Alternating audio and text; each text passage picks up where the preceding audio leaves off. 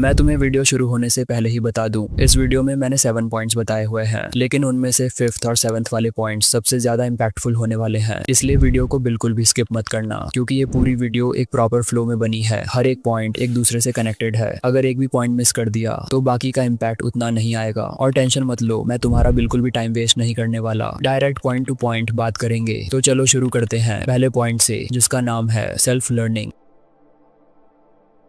देखो, ऑनेस्टली बात यह है, आज के टाइम पे सब कुछ अवेलेबल है। यूट्यूब पे लेक्चर्स और ट्यूटोरियल्स, वेबसाइट्स पे फ्री आर्टिकल्स, और अगर पैसा इन्वेस्ट कर सको तो पेड मेंटरशिप भी। लेकिन प्रॉब्लम यह है कि लोग वेट करते हैं किसी परफेक्ट टाइमिंग का, जबकि सच ये है कि अगर तुम वेट करते रहोगे तो चीजें हमेशा मिस होती रहेंगी। सेल्फ लर्निंग का मतलब है चीजों को खुद से समझना शुरू करना, बिना किसी के कहे। जब तुम्हें लगता है कि मुझे ये आना चाहिए तो उसके लिए खुद एफर्ट लेना, चाहे पहले समझ ना आए, चाहे स्लो प्रोग्रेस हो, लेकिन तुम ट्राई कर रहे हो, ये मैटर करता है। और सबसे इंपॉर्टेंट पार्ट ये है कि सेल्फ लर्नर्स ब्लेम नहीं करते। वो ये नहीं बोलते कि मुझे किसी ने सिखाया नहीं। वो खुद सीखने के तरीके ढूंढते हैं, गूगल करते हैं, वीडियोस देखते हैं, चीजें अप्लाई करके गलतियां करते हैं, और वहीं से उनकी ग्रोथ शुरू होती है। क्योंकि आखिर में कोई और तुम्हारी लाइफ नहीं बनाएगा। अगर तुम्हें कुछ बनना है तो तुम्हें ही सीखना पड़ेगा। लेकिन खुद सीखने के साथ एक चैलेंज हमेशा आता है, डिस्ट्रैक्शन। और इसी पर बात करते हैं अगले पॉइंट में, फोकस एंड डिस्ट्रैक्शन कंट्रोल।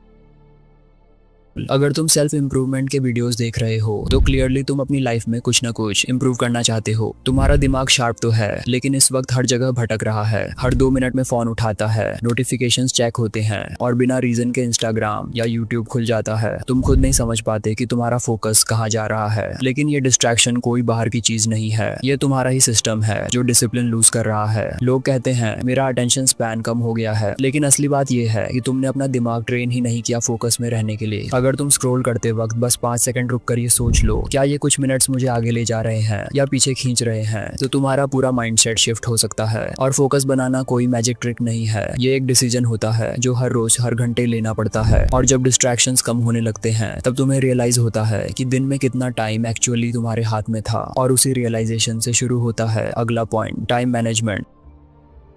और ये बात तुम्हें भी पता है और मुझे भी, हर इंसान के पास 24 घंटे ही होते हैं, लेकिन उन घंटों का आउटपुट अलग होता है। किसी के 24 घंटे ग्रोथ, लर्निंग और प्रोग्रेस में जाते हैं, और किसी के वही 24 घंटे स्क्रॉलिंग और टाइम पास में निकल जाते हैं। पर असली प्रॉब्लम तब आती है जब कोई प्लानिंग ही नहीं होती। हर काम लास्ट मोमेंट पे करना पड़ता है, स्ट्रेस बढ़ जाता है और काम की क्वालिटी गिर जाती है। लेकिन टाइम मैनेजमेंट का मतलब सिर्फ टास्क को कैलेंडर या पेज पे लिखना नहीं होता। इसका मतलब होता है अपने दिमाग को क्लियर रखना, हर घंटे की प्रायोरिटी सेट करना, डिस्ट्रैक्शंस को साइड में रखना, और जो काम इंपॉर्टेंट है उसे डिले ना करना, ताकि दिन के एंड में गिल्ट ना हो कि वक्त निकल गया और कुछ खास नहीं किया। समझ लो, कल इंपॉर्टेंट नहीं होता। आज का फोकस्ड माइंडसेट ही तुम्हारा डायरेक्शन बदल सकता है। तुम्हारा सक्सेस, तुम्हारी ग्रोथ, तुम्हारे ड्रीम्स, सब कुछ तुम्हारे टाइम के यूज पे डिपेंड करता है। अगर तुम अपने टाइम को अच्छे से मैनेज कर पाते हो तो नेक्स्ट पॉइंट होता है अपने थॉट्स को इफेक्टिवली कम्युनिकेट करना। अब तुम्हारे पास कितने भी अच्छे आइडियाज हों, अगर तुम उसे क्लियरली एक्सप्रेस नहीं कर पा रहे हो तो उसका कोई फायदा नहीं। सब कुछ दिमाग में ही रह जाता है और सामने वाले को कुछ समझ ही नहीं आता। और कम्युनिकेशन का मतलब सिर्फ बोलना नहीं है, मतलब ये है कि तुम अपनी बात इस तरीके से समझाओ कि सामने वाला उसे समझ भी सके और फील भी कर सके। सबको अलग तरीके से बात समझ आती है, किसी को एग्जाम्पल्स से, किसी को शॉर्ट एंड डायरेक्ट चीजों से। तुम्हें ये समझना पड़ता है कि कौन कैसे सुन रहा है। लेकिन इफेक्टिव कम्युनिकेशन में सिर्फ बोलना नहीं, सुनना भी होता है। जब तुम दूसरे की बात भी जेन्युइनली सुनते हो तब क्लैरिटी बनती है, वरना छोटी छोटी बातें भी बड़ी लगने लगती हैं। और ये स्किल सिर्फ प्रेजेंटेशंस के लिए नहीं है, ये हर जगह काम आती है, दोस्तों के बीच, घर में, रिलेशनशिप में, और लिटरली सब जगह। सिंपल सी बात है, अगर कम्युनिकेशन स्ट्रांग है तो काम आसान हो जाता है, और वीक है तो हर छोटी बात भी कॉम्प्लिकेटेड लगती है। और कम्युनिकेशन के साथ एक और चीज जरूरी होती है, सिचुएशंस के हिसाब से खुद को एडजस्ट करना। अब हर चीज तुम्हारे कंट्रोल में नहीं होती, कभी टाइम सही नहीं होता, कभी लोग बदल जाते हैं, कभी जो तुमने सोचा था वो वैसे हो ही नहीं पाता। ऐसी सिचुएशंस में अगर तुम बस अड़ जाओ अपनी पुरानी सोच पर तो सबसे ज्यादा दिक्कत तुम्हें ही होती है। लाइफ बार बार तुम्हें चेंज करने का मौका देती है, लेकिन अगर तुम हर बार उसे इग्नोर करते रहोगे तो धीरे धीरे स्टक फील करना शुरू हो जाएगा। अडेप्टेबल होना मतलब है ये समझना कि अब जो चल रहा है उसमें मुझे क्या एडजस्ट करना पड़ेगा ताकि मैं फालतू की टेंशन से बच सकूं। बट इसका मतलब ये नहीं कि अपनी पूरी आइडेंटिटी बदल दो, बस इतना कि जो चीज काम नहीं कर रही उसे पकड़ के मत बैठे रहो। सिचुएशन के हिसाब से थोड़ा बहुत बदलना बहुत बेसिक चीज है, लेकिन हम में से ज्यादातर लोग इसे ईगो या डर से अवॉइड करते हैं। बट जितना ज्यादा तुम रिजिड रहोगे उतना ही ज्यादा फ्रस्ट्रेशन बढ़ेगा। इसलिए अगर चीजें बदल रही हैं तो तुम्हें भी कुछ ना कुछ बदलना पड़ेगा, नहीं तो हर बार वही प्रॉब्लम रिपीट होती रहेगी। और ये कोई डीप बात नहीं है, बस नॉर्मल ऑब्जर्वेशन है। जो फ्लेक्सिबल होता है वो थोड़ा कम परेशान होता है। अब बात करते हैं नेक्स्ट पॉइंट की, that is critical thinking.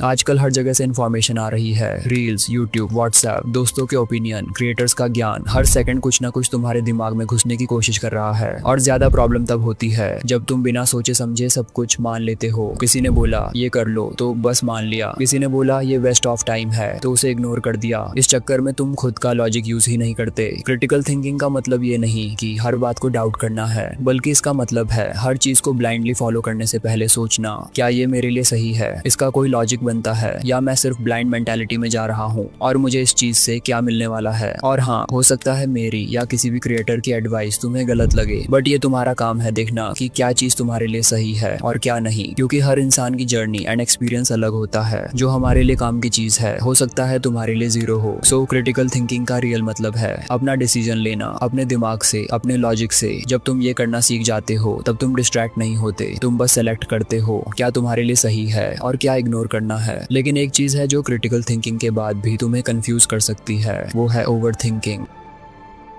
And over thinking का मतलब सिर्फ ज्यादा सोचना नहीं होता, मतलब ये होता है कि तुम किसी एक थॉट में इतना उलझ जाते हो कि तुम एक्शन लेना ही भूल जाते हो। तुम प्लान बनाते हो, फिर उस प्लान के रिजल्ट्स सोचने लगते हो, फिर उन रिजल्ट्स के भी पॉसिबल रिजल्ट्स, और इस चक्कर में टाइम निकल जाता है, एनर्जी चली जाती है और काम जीरो। प्रॉब्लम ये नहीं होती कि तुम सोच रहे हो, प्रॉब्लम ये होती है कि तुम सिर्फ सोच ही रहे हो। हर डिसीजन परफेक्ट होना चाहिए, ये प्रेशर ही तुम्हें स्टक कर देता है। और ट्रूथ ये है कि कोई भी डिसीजन परफेक्ट नहीं होता जब तक तुम उस पर एक्शन नहीं लेते। मैनेजिंग ओवर थिंकिंग का मतलब ये नहीं कि तुम्हें सोचना बंद करना है, मतलब ये है कि तुम्हें सोचना कंट्रोल करना सीखना है। जब थॉट आता है उसको अनऑब्जर्व करो, लेकिन हर थॉट के पीछे भागना जरूरी नहीं होता। हर चीज को ओवर एनालाइज करोगे तो हर चीज मुश्किल लगेगी। कभी कभी तुम्हें बस इतना ही करना होता है, सोचना बंद करो, एक छोटा सा स्टेप लो। हो सकता है वो गलत हो, लेकिन एटलीस्ट तुम स्टक नहीं रहोगे, और हर गलती तुम्हें एक नया पर्सपेक्टिव देगी जो सिर्फ सोचने से कभी नहीं मिलता। अब बस एक ही चीज बोलूंगा, नीचे लिंक्स हैं डिस्क्रिप्शन बॉक्स में, वहां ज्वाइन कर लो और एक ऐसे कम्युनिटी का हिस्सा बनो जो तुम्हारे जैसी माइंडसेट रखती है। और अगर ये वीडियो थोड़ी सी भी वैल्यू दे पाई हो तो अपने किसी ऐसे दोस्त को शेयर कर दो जो खुद को लेकर सीरियस है। और हाँ, मिलते हैं नेक्स्ट वीडियो में, तब तक के लिए stay connected and level up.